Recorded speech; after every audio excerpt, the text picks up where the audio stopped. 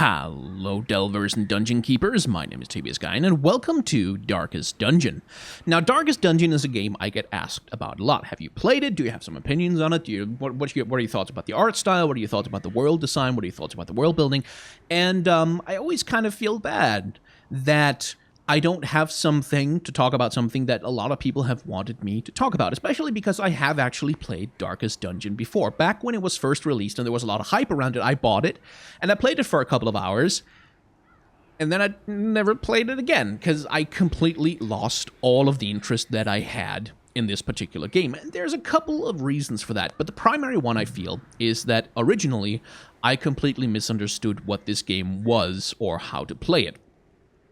So, let's have a little quick take on Darkest Dungeon. Let's talk a little bit about the art style. Let's talk about the visuals.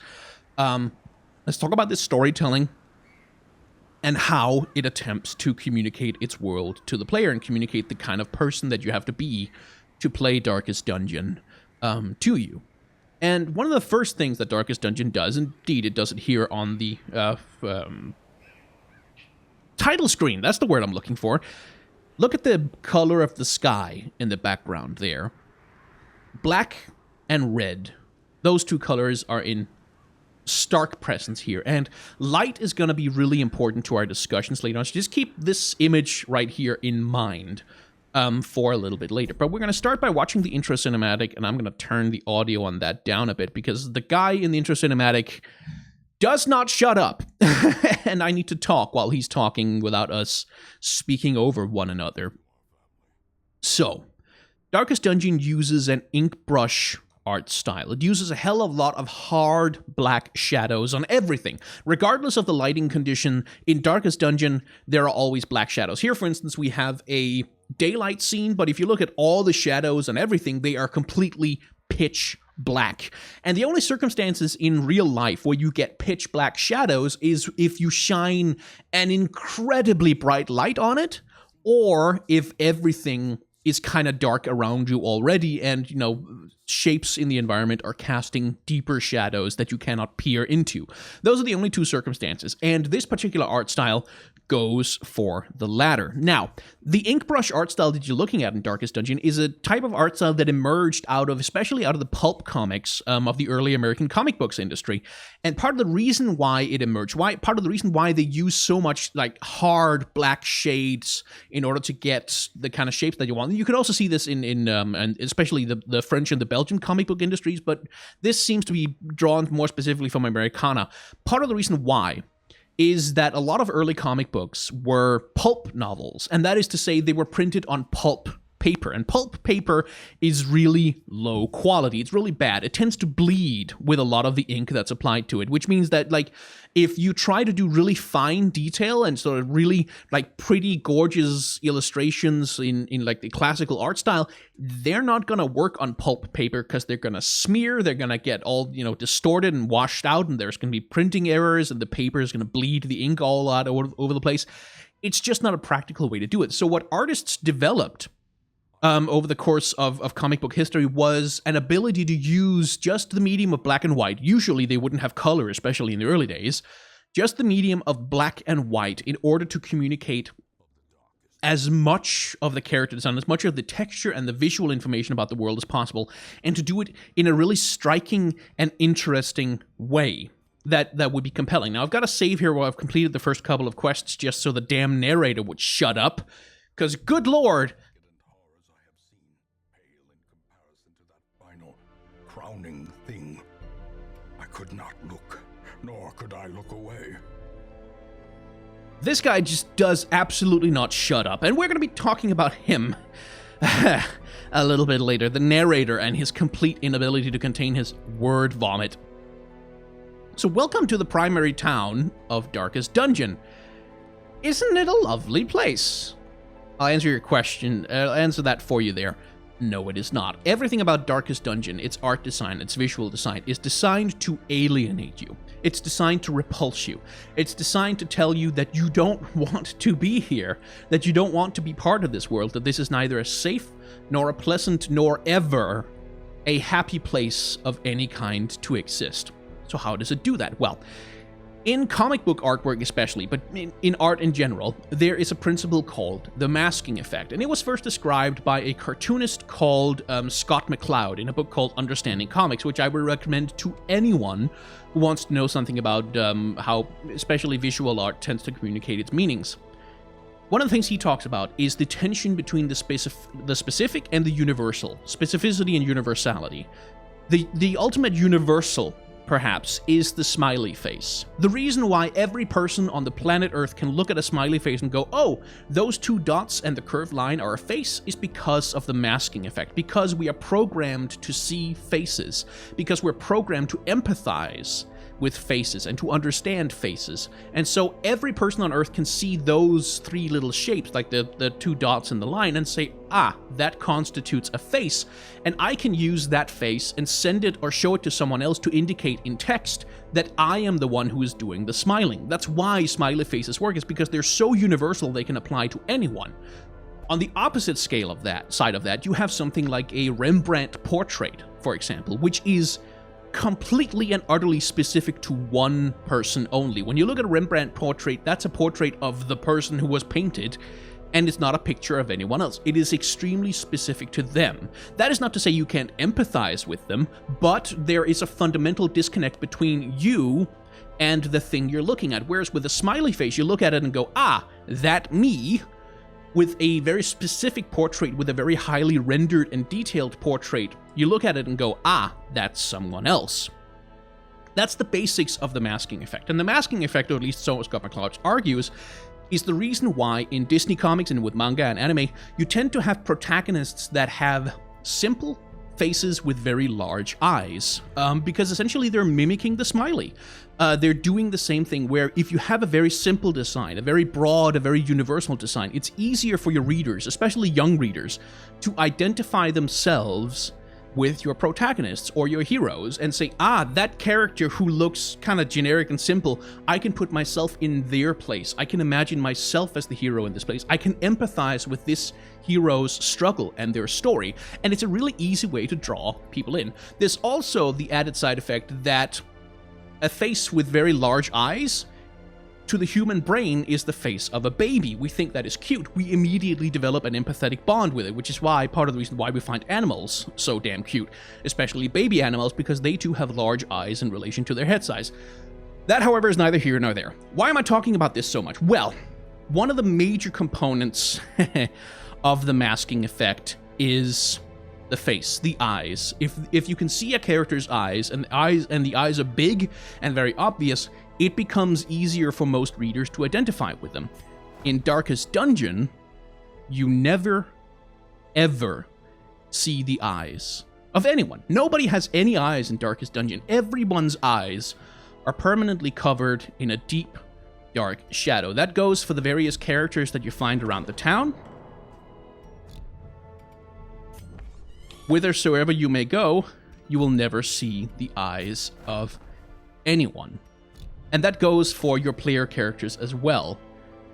Try as you might, you will not find anyone where you can really, truly, clearly see their face. They are either masked, or shades and shadows fall over their face in such a convenient way that you cannot quite see exactly who this character is. You are alienated from them by their denial of your ability to see their face. And that ties in even with, let's see, was it here? Yes. Where we can watch the intro cinematic again. That goes even for the intro cinematic. Your uncle or your grandfather, or whoever the hell this guy is, one of the most important characters in the game, a guy who will not shut up over the course of the entire playthrough that as far as I know at least, you never get to see his face. You never get to truly understand him or empathize with him. Even as you're watching him running from one of the Cthulhu-like horrors of the underworld that he has infringed upon, you never get to see his face. Even when you are supposed to be most sympathetic towards him, you are alienated from him. And from a narrative perspective, there are some good reasons for this, because this is not a good guy. This guy is in fact an irredeemable bastard. He's a garbage person. He's kind of a piece of shit. He takes his family fortune, uses it to delve into the darkness, and unleashes all kinds of horrors upon innocent, or maybe not so innocent, but nonetheless, people who he has paid to excavate this shit for him.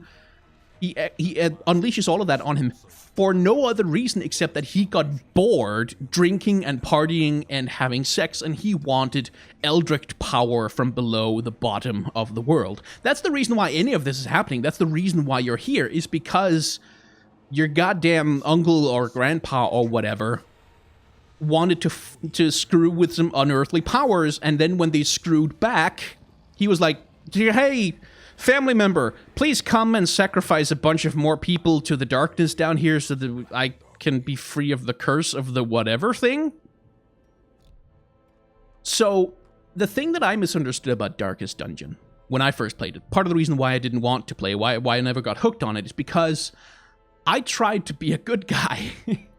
I tried to play this from the perspective that you might play an XCOM game, where, oh, I must preserve my soldiers, I must, de-stress them all, I must try to level everyone up equally, and when anyone dies, it is a tragedy.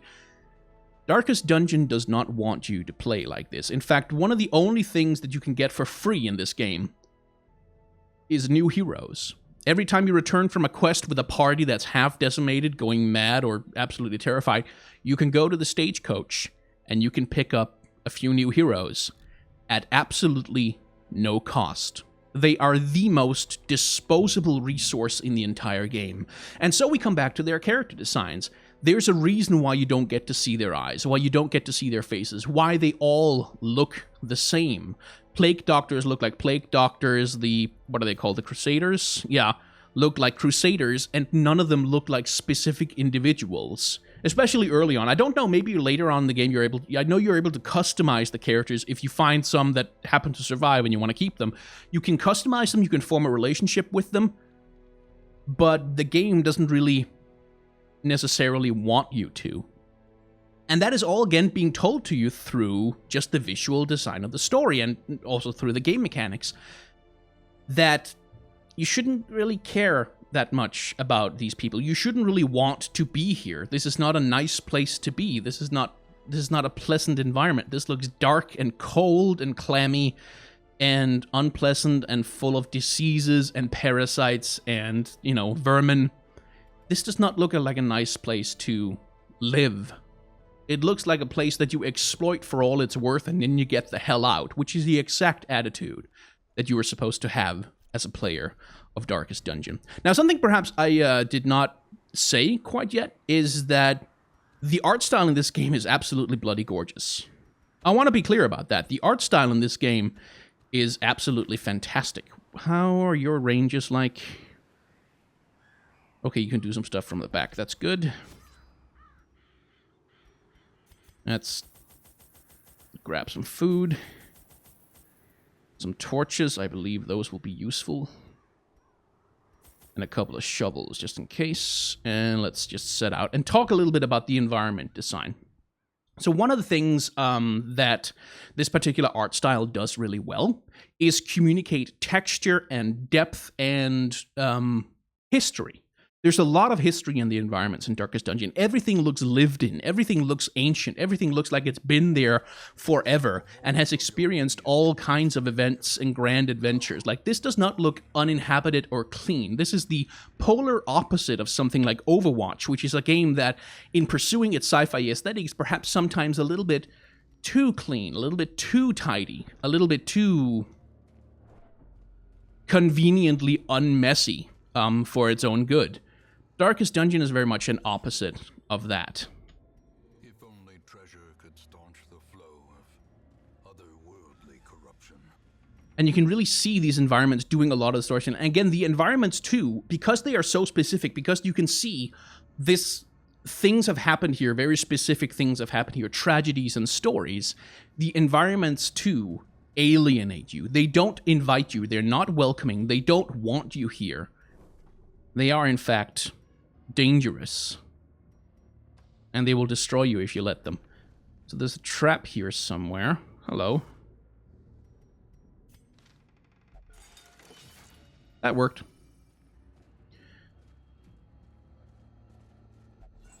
grab a torch.